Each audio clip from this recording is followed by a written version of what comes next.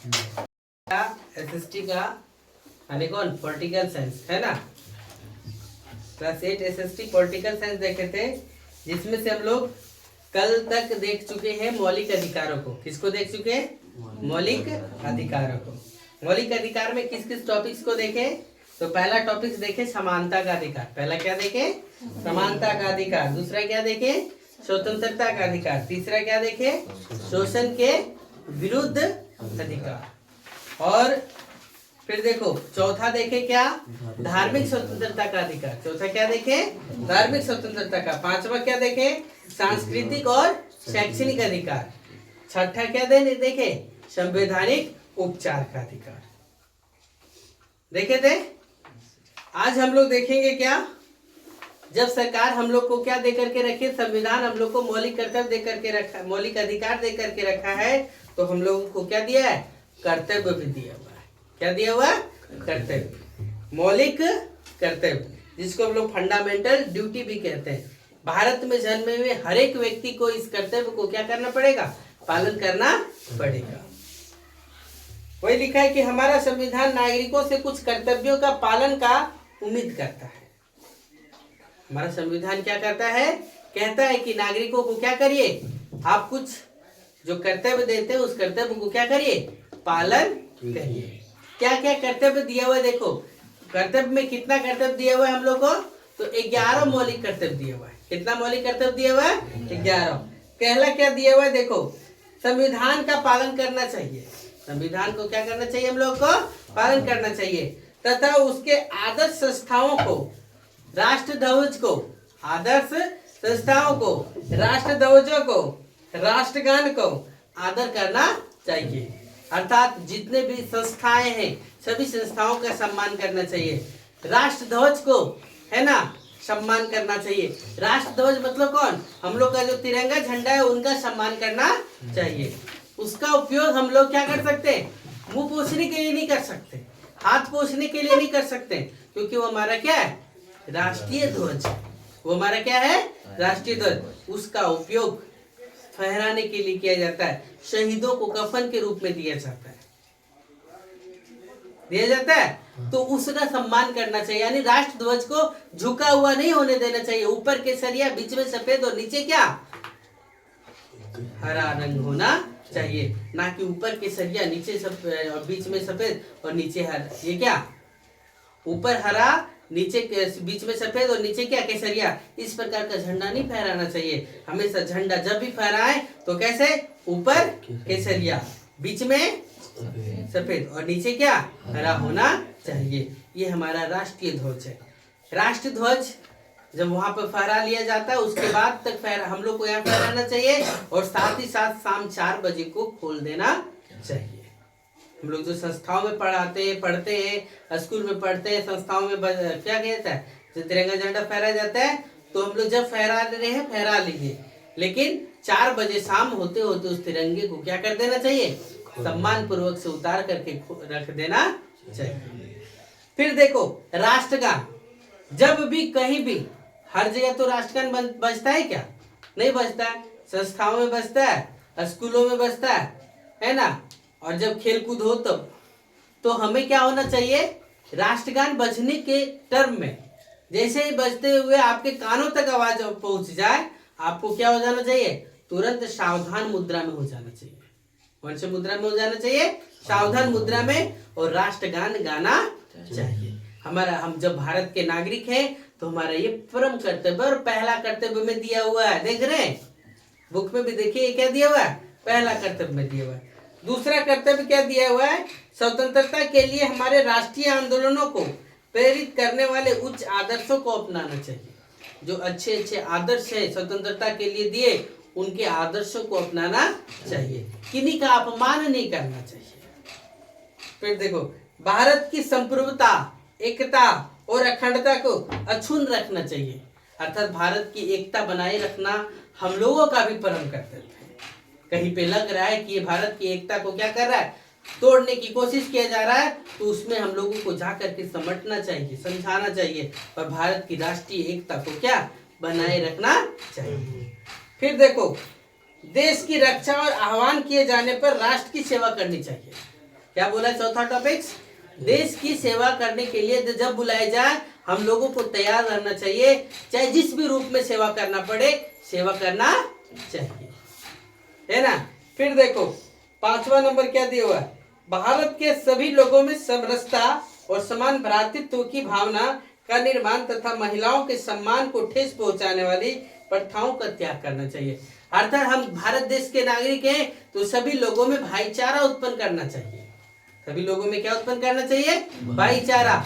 और साथ ही साथ वैसी जो कुप्रथाएं चल रहा है जो महिलाओं के क्या है, सम्मान में खिलाफ है, महिलाओं के सम्मान नहीं है उसमें, तो वैसी प्रथाओं को हम लोगों को क्या कर देना चाहिए, त्याग देना चाहिए। क्या कर देना चाहिए, त्याग देना चाहिए, है ना। फिर देखो सामाजिक संस्कृति की गौरवशाली परंपरा के महत्व को समझना और उसका परिरक्षण करना चाहिए। हम जिस भी सभ्यता जिस भी संस्कृति को मानते हैं उस सभी संस्कृति को क्या करना चाहिए, पालन करना चाहिए। और हम अपने संस्कृति को बचाए रखने के लिए उसमें जो भी हमें लगे वो करना चाहिए। फिर देखो प्राकृतिक पर्यावरण जिसके अंतर्गत झील, नदी और वन्य जीव की रक्षा उसका संवर्धन करना चाहिए। अर्थात नदी है, झील है, तालाब है, झरना है ना, पेड़ पौधे, उन सभी का संरक्षण हम लोगों को क्या है, परम कर्तव्य है। फिर देखो वैज्ञानिक दृष्टिकोण और मानववाद ज्ञान अर्जन तथा सुधार की भावना का विकास करना चाहिए। वैज्ञानिक लोग जो हम लोग को सपोर्ट कर रहे हैं, जो हम लोग को बता रहे हैं, उनका सम्मान करना चाहिए। फिर देखो सार्वजनिक संपत्ति की सुरक्षा रखना चाहिए। सार्वजनिक संपत्ति कौन कौन है, रेल है, सड़क है, कुआं है, तालाब है ना, ये तो जो सरकारी संपत्ति है उन सभी को नुकसान नहीं पहुंचाना चाहिए, उन लोगों को सुरक्षा प्रदान करना चाहिए। नहीं देखते हो कभी कभी रेल में आग लगा दे दिया तो वो क्या कर दिया, अपना नुकसान नहीं किया, अपना भी नुकसान किया। कैसे, एक रेल बनाने में जो पैसा खर्च आएगा ना वो पैसा कहाँ से आएगा, तो हम लोगों का टैक्स से पैसा जाता है, और वो टैक्स कहाँ से, तो हम लोगों के द्वारा क्या कर दिया जाएगा, सरकार के द्वारा बढ़ा दिया जाएगा। कोई चीज का दाम 10 रुपया था उसको 12 रुपया कर दिया, भरो। तो इसलिए हम लोगों को सरकारी संपत्ति को क्या करना चाहिए, सुरक्षित रखना चाहिए। फिर क्या दिया हुआ है, व्यक्तित्व और सामूहिक गतिविधियों के क्षेत्रों में उत्कर्ष की ओर बढ़ने के सतत प्रयास करना चाहिए। अर्थात हर एक व्यक्ति को ये कर्तव्य होना चाहिए कि हम आगे बढ़े, हम आगे बढ़ेंगे तो मेरा घर आगे बढ़ेगा, मेरा घर आगे बढ़ेगा तो समाज आगे बढ़ेगा, और यदि समाज आगे बढ़ा तो क्या, देश आगे बढ़ेगा। इसलिए हर एक व्यक्तिगत को अपना व्यक्तित्व को क्या करना चाहिए, बढ़ाना चाहिए। फिर अगला क्या लिखा हुआ है, माता पिता या संरक्षक को, माँ या पिता या संरक्षक जो बच्चे को पाल रहे हैं को 6 से 14 वर्ष की आयु के सभी बच्चे को, अपने बालक को, प्रतिपाल्य को शिक्षा के अवसर प्रदान करना चाहिए। सभी लोगों को ये क्या करना चाहिए कि 6 से 14 साल की उम्र के जितने भी बच्चे, उन सभी बच्चों को क्या, शिक्षा अनिवार्य रूप से दिया जाना चाहिए। समझ पाए? चलिए यहाँ तक पहले नोट करिए, 11 टॉपिक्स हैं।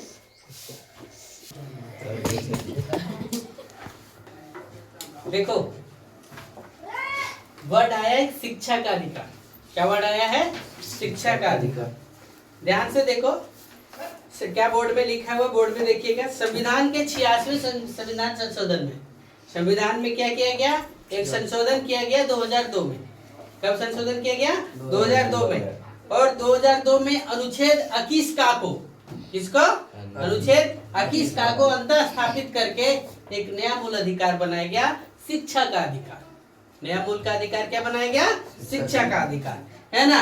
और इसमें कहा गया, क्या कहा गया कि 6 से 14 वर्ष के जितने भी बच्चे, 6 से 14 वर्ष के जितने भी बच्चे, सभी को निःशुल्क शिक्षा प्रदान किया जाएगा।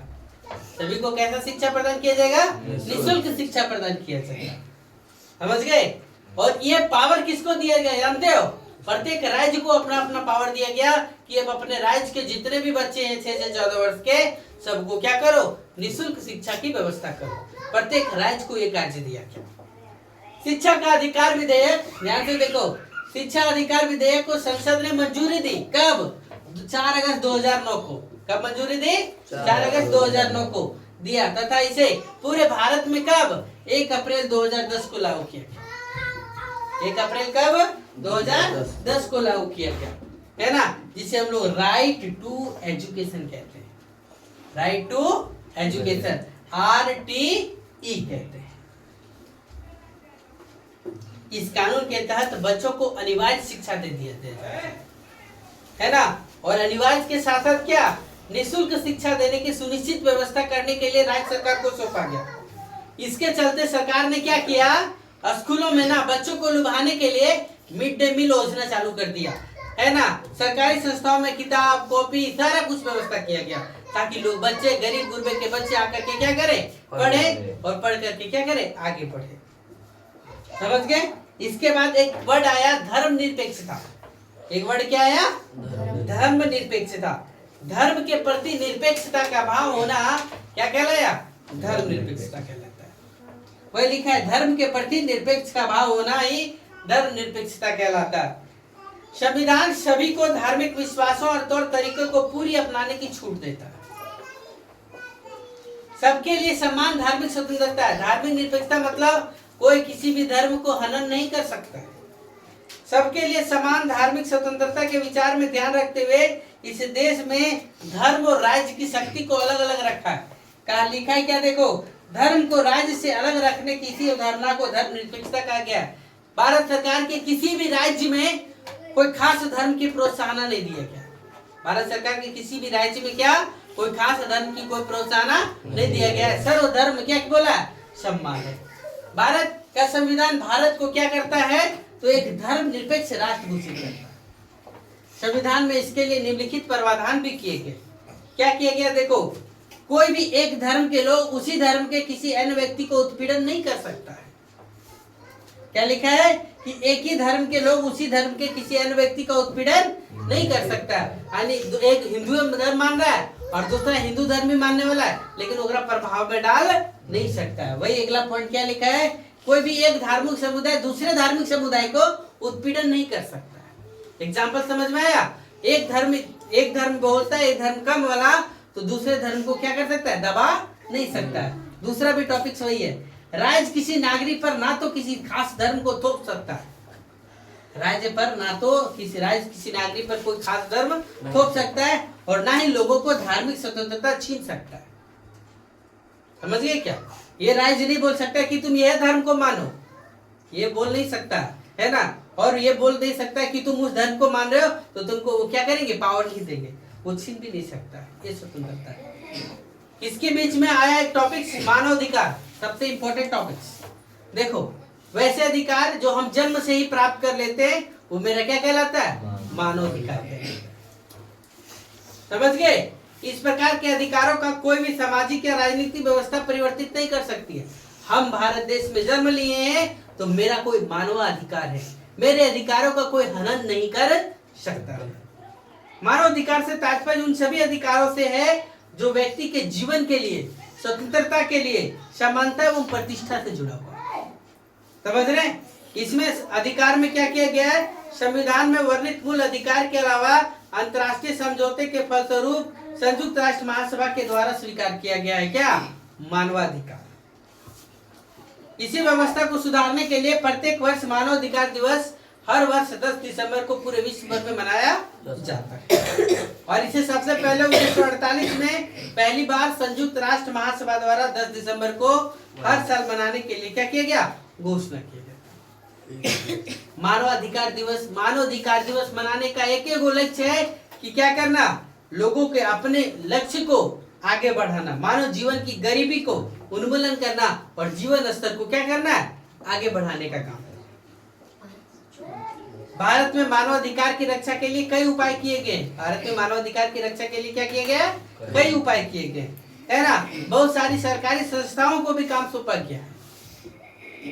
मानवाधिकार आयोग ना, देखो ना, बहुत सारे कार्य भी करते हैं। बहुत सारे टॉपिक्स को नहीं भी लिखे, एग्जाम की दृष्टि से नहीं इंपॉर्टेंट, लेकिन जानने की दृष्टि से इंपॉर्टेंट है, इसलिए बता दे रहे। मानवाधिकार के क्या क्या कार्य, देखो, मानवाधिकार के उल्लंघन संबंधी शिकायतों का जांच कर सकता है। किसी के अधिकारों का उल्लंघन हो रहा है तो मानवाधिकार आयोग क्या कर सकता है, उसका जांच कर सकता है। जेल में कैदियों के निवास की परिस्थितियों की कभी भी जांच कर सकता है, वह किसी भी जेल में निरीक्षण कर सकता है। मानवाधिकार के उपयोग में बाधक आतंकवादी कार्यों की समीक्षा कर सकता है। मानवाधिकार के क्षेत्र में अनुसंधान को प्रोत्साहित कर सकता है। साथ ही साथ मानव अधिकार क्षेत्र के क्षेत्र में कार्यरत गैर सरकारी संगठनों को भी क्या करता है, प्रोत्साहन देने का काम करता है। ये था आप लोग का चैप्टर नंबर 1 संविधान, जो क्या हो गया, समाप्त हुआ।